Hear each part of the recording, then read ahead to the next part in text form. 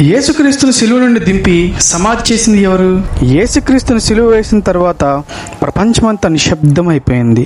శిష్యులందరూ భయంతో దూరంగా వెళ్ళిపోయారు. అప్పటి వరకు ఆయనను అనుసరించిన వారు ఎక్కడా కనిపించలేదు.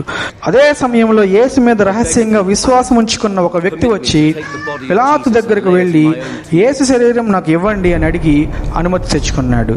యేసును అనుసరించిన ఒక్క శిష్యులు కూడా ఆయన దగ్గర లేరు. ఆయన ఒక్కడు మాత్రమే అనుమతి తెచ్చుకుని ఆయనతో పాటు ఇంకొక వ్యక్తి సహాయం తీసుకుని ఆయన కోసం సిద్ధం చేసుకున్న సమాధి యొద్దకు యేసుక్రీస్తు మృతదేహాన్ని తీసుకెళ్ళాడు. ఆయన ఎవరో కాదు, అరిమతయాకు చెందిన యోసేపు.